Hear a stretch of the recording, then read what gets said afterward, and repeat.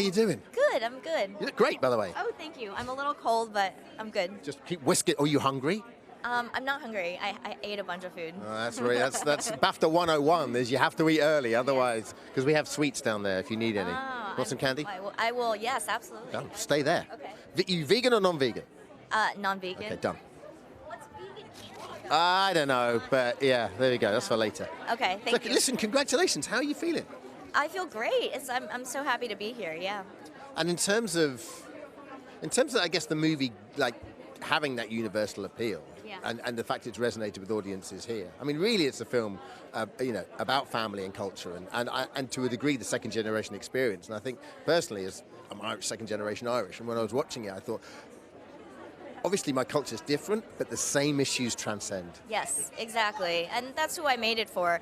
Everybody who's had a loved one that lives overseas and dealing with the guilt when you're saying goodbye to that person that you haven't spent enough time with them. Yeah.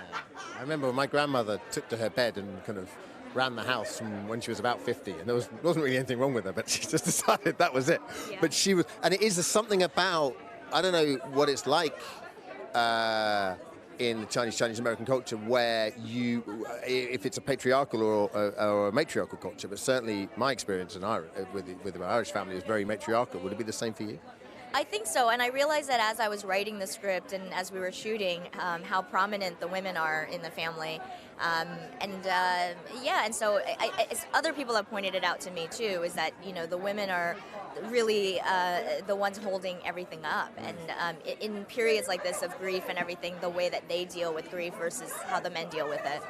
Isn't it funny? I think with grief as well, the gap between death and funeral, I don't want to get too detailed on this, but the gap between death and funeral is extraordinary, how different that changes between cultures.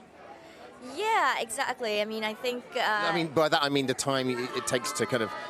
The grief that almost doesn't really start happening until after you bury the relative. Yeah, I mean, it's hard for me to say because I haven't actually been to a funeral in China since I wasn't allowed to go back for my grandfather. But I think it's, for me, really interesting to look at, what the social expectations of, like, what you're supposed to do before the funeral, what you're supposed to do after, how you're supposed to behave, whether you're supposed to be stoic or the opposite of stoic, like melodramatic about it, and the expectations from the rest of the family on how you're supposed to behave. Especially as generations change as well. Exactly. Okay, lovely talking to you. Yeah, Best of luck. Enjoy the candy. Thank you so much. All right, good luck tonight.